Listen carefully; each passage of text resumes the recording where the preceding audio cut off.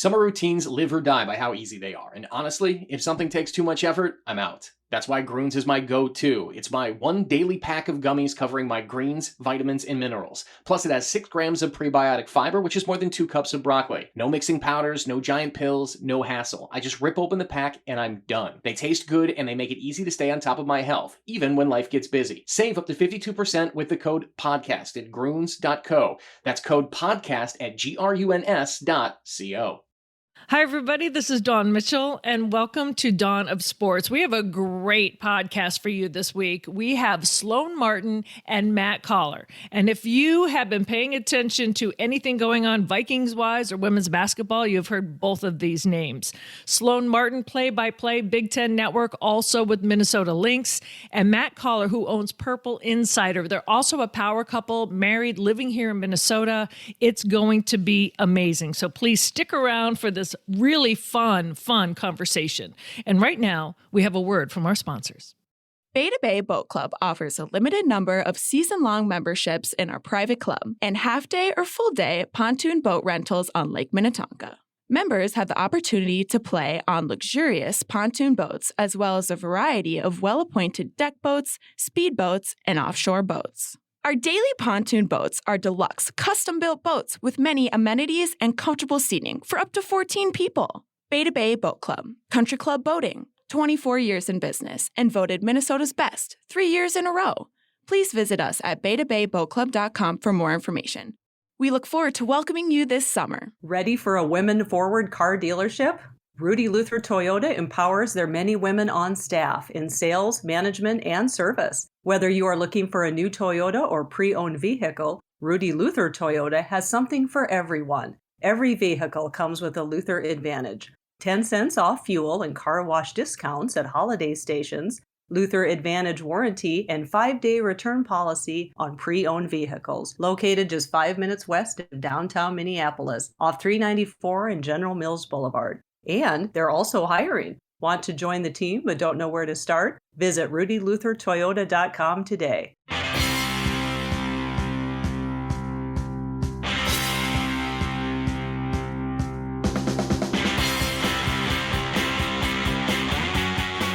Well, this week, I'm really excited to talk to this couple. I've been wanting to get them on for a while. One of the things I love doing is highlighting very talented, strong, talented couples as well as just individuals. So today we have Sloane Martin and Matt Coller. Now, you have heard those names. Sloane Martin, of course, a very, very talented play-by-play broadcaster, also has been a radio anchor.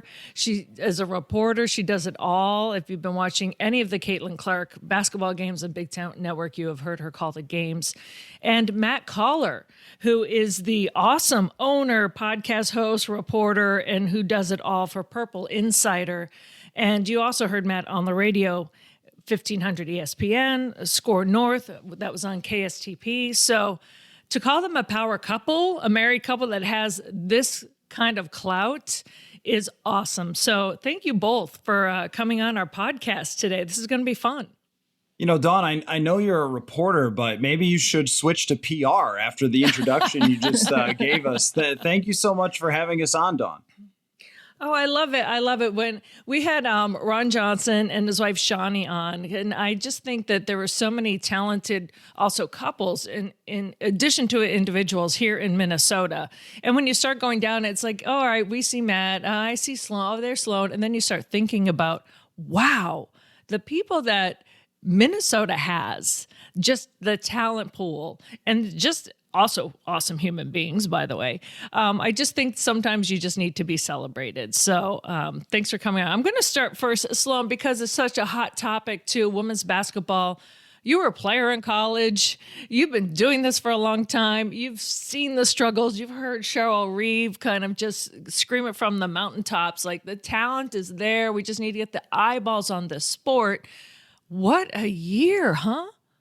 Yeah, it's been a really tough time for the who cares and the get back in the kitchen crowd. Hopefully they're doing okay at this time because they're taking a lot of L's, but it still is something that is hard for me to completely wrap my mind around, because I see the crowds and the TV ratings, and it's like, is this even real? And it, obviously so much of it centers around Caitlin Clark in Iowa, but it's all over the country. South Carolina, LSU, places sending attendance records all over the place. I was at, a couple games at Indiana. They had fantastic crowds. So even kind of outside of that really big spotlight, we're seeing just tremendous numbers and support that for me is like a lifelong fan, someone who feels like this sport is in my blood. It is my passion. It still is, a fantastic thing to absorb over and over again.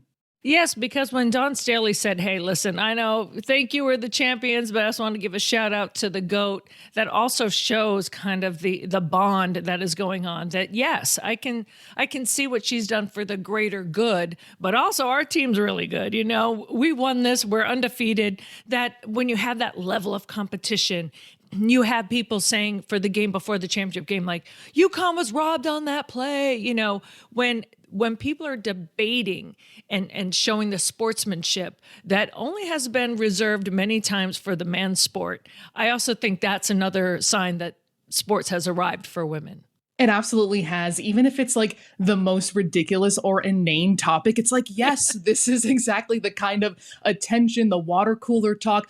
Matt and I actually were visiting Los Angeles recently, where I'm from, and we were in a vintage guitar shop, just random, really kind of boutique place for a specific kind of customer.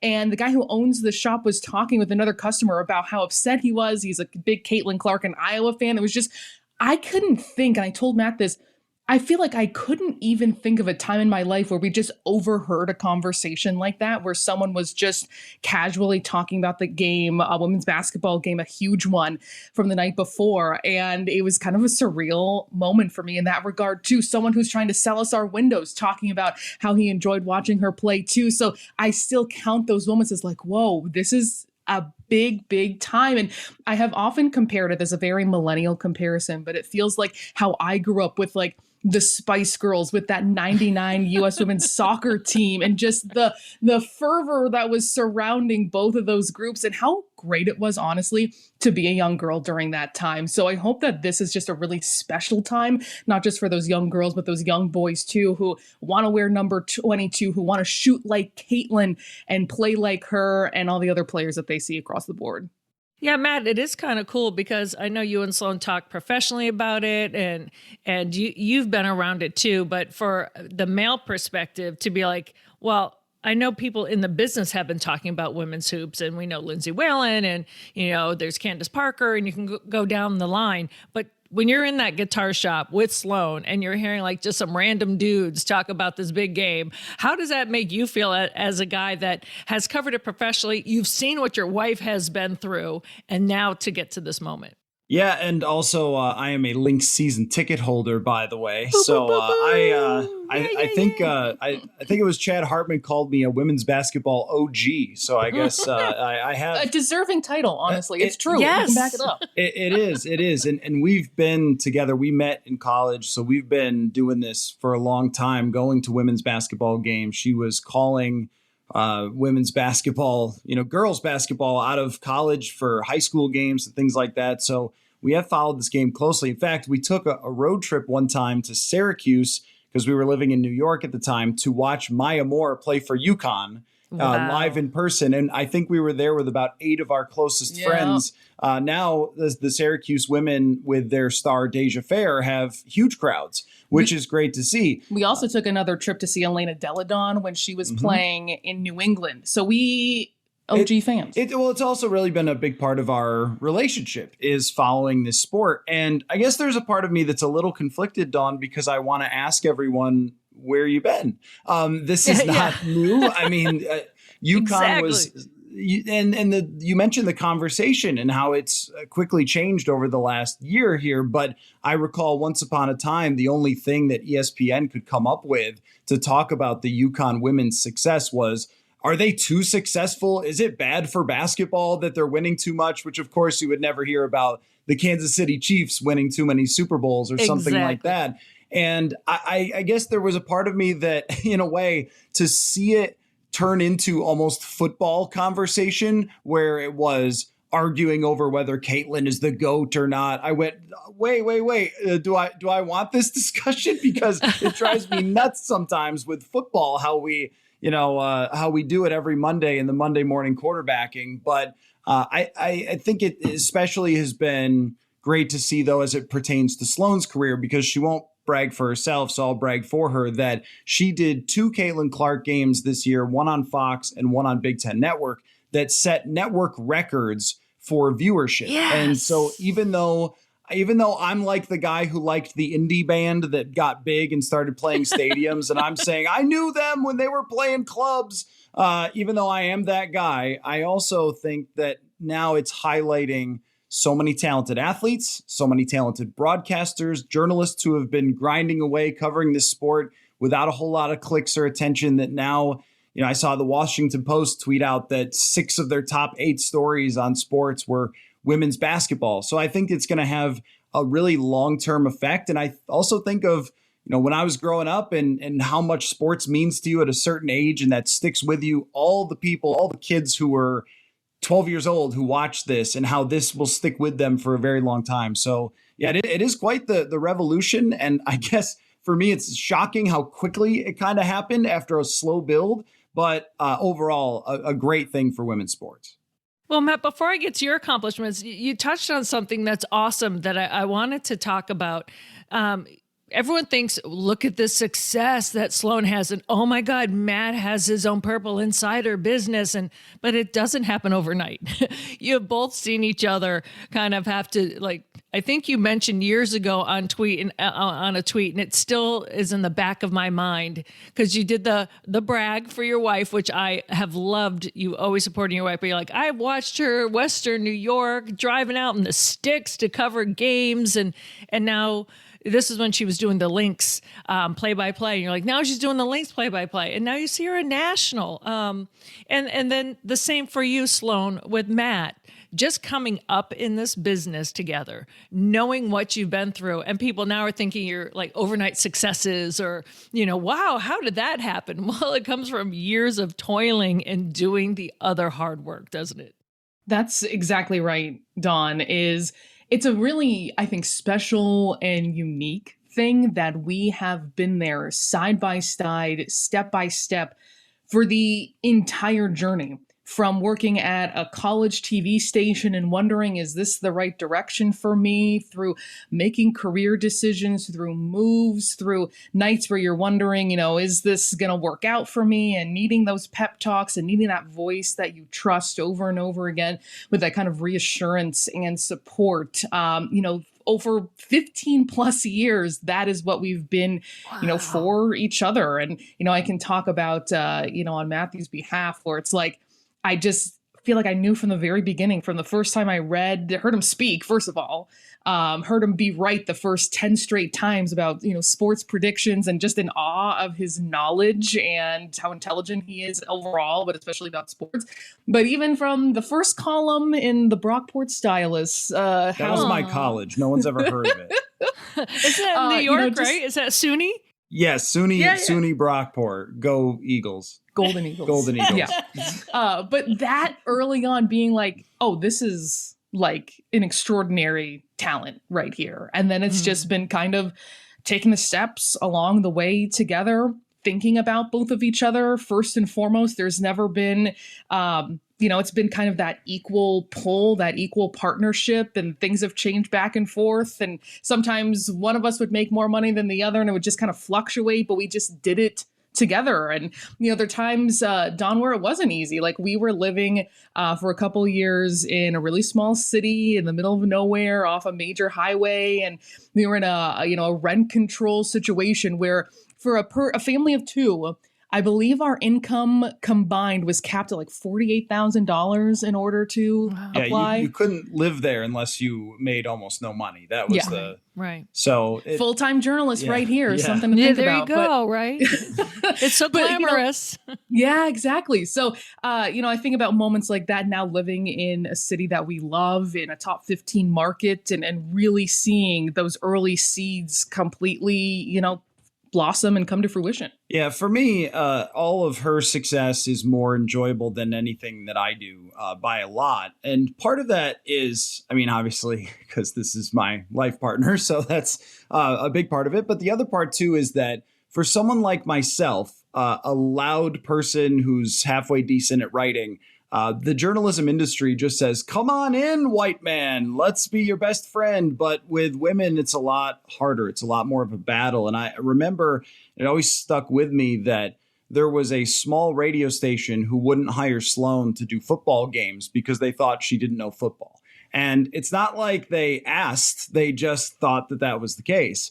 And so it's always more of an uphill battle for women in the industry. And I've seen that really up close of how you have to be better. You have to prove yourself first that you know sports and you know all about this, Dawn, before you can get respect from people who are doing the hiring or whatever. And she was working at a local news station and tried to get them on board with doing a sports podcast. And I think it was the same battle of, well, does Sloane really know sports or whatever, which is absurd, obviously, because she played sports and it's, her entire life. So it's been more of that fight for her, I think, at every step of the way. And there have been a lot of times where it has to be, just keep going, just keep fighting. And we're going to, make this work whatever way we can. Just don't give up and keep going. And so now to see her doing Caitlin Clark games in front of 1 million viewers, it's just super rewarding. And also she mentioned being right. Well, I wanted to be right on her too. I believed it. I believed it from the first time I heard her broadcast. I remember I was at a friend's house and I was showing him the girl I'm dating. She's a broadcaster. Check this out. And we were both watching a YouTube video from early YouTube and saying, she's pretty good. I think she's actually got some talent. So to see that come to fruition is really special for me. And, Matt, I don't want to, I think this term is overused and I don't want to call you a unicorn, but I just want to give you a shout out of appreciation. And one of the reasons I also wanted to do this podcast was to highlight men who also support women and that we women can't do it without men like you. And I know you're kind of like kicking the dirt, aw shucks, but it's true. There was a guy I dated who was a fantastic person, actually. And I'm very thankful for him because he put it into words. He said, I just can't progress with this because you do what I want to do and you emasculate me.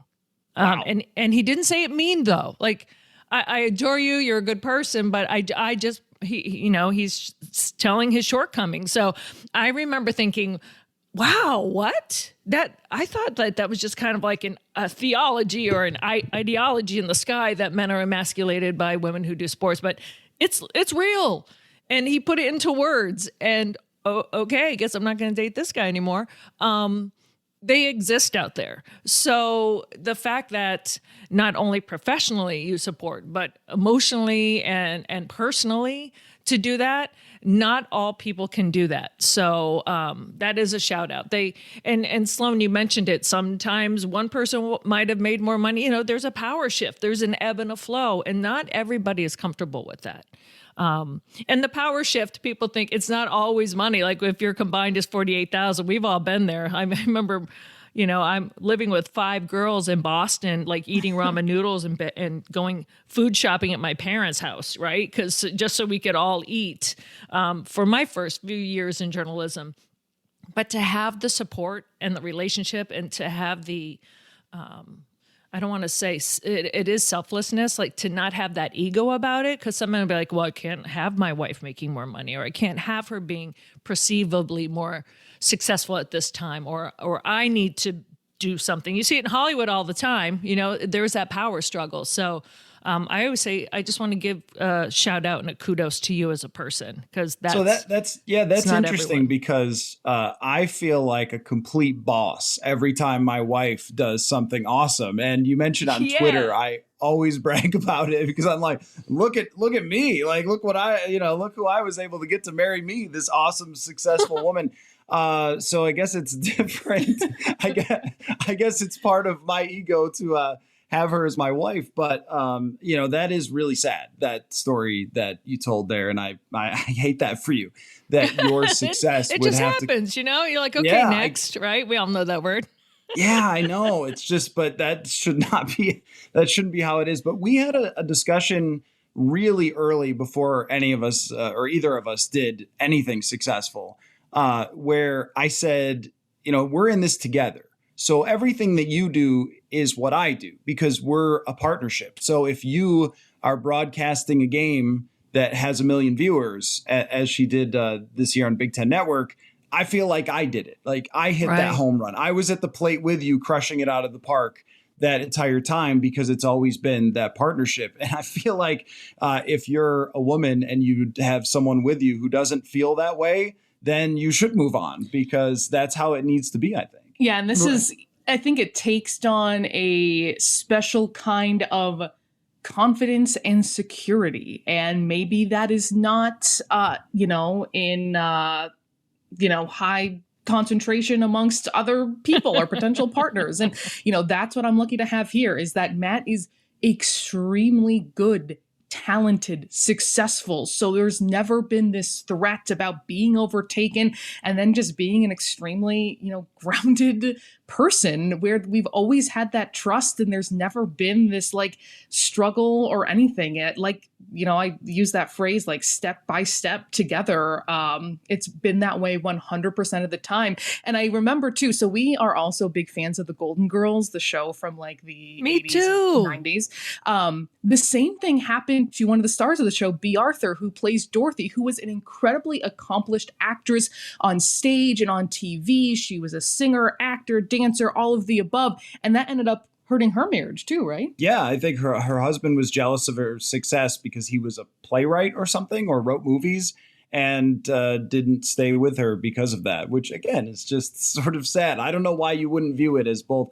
I mean, for me, Dawn, I never growing up had very high expectations for myself. So I just think everything that happens successfully is hilarious, including her marrying me. It's like, this is great. So I'm not going to screw that up.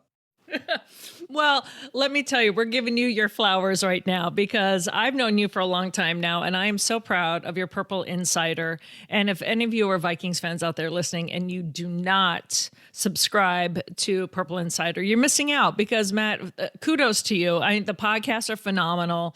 The articles are fantastic. Whenever I see Substack, I'm like, I'm digging. And this is just the latest jewel in your crown of broadcasting. So how has that been going for you? And it's crazy now. I know with the draft coming up and just a little bit and everything going on, how you juggle everything, that's amazing to me because at all the availabilities, now you have other people working with you and for you. That's been great for me to see. Yeah, if people don't know the story, I moved here with Sloane, obviously, to take a job at 1500 ESPN covering the Vikings, and that was in 2016. And then in 2020, when the pandemic hit, they more or less shut down the entire station and fired everyone except for 3 people. And so I kind of had a decision, do I try to move somewhere else? But we love it in Minnesota, and it's really good to be a part of Big Ten Network in Minnesota because, obviously the Gophers are in the Big Ten. The Big Ten studios are in Chicago. It's not very far away. So we didn't want to try to go somewhere else. And I also was doing a dream job for me covering an NFL beat. I didn't want to change that. So on the day that I got let go, Jeff Anderson from the Vikings called and said, hey, if you start your own thing, your own website, whatever, then we'll keep giving you your credential, the same credential I'd had from 2016 to 2020. Oh, that's and awesome. That made the decision for me. So, which was an incredibly classy move by them. They did not have to do that. There are a lot of teams that do not have independent journalists like myself that are credentialed. It's only you special people who work for television networks and so forth. So the fact that they did that allowed me to start the newsletter and to start a podcast that was essentially just my radio show. And at first I wasn't sure, is this going to work or whatever? But over the last 4 years, I have been able to make it into a full business. As you mentioned, I have a producer, I have contributors.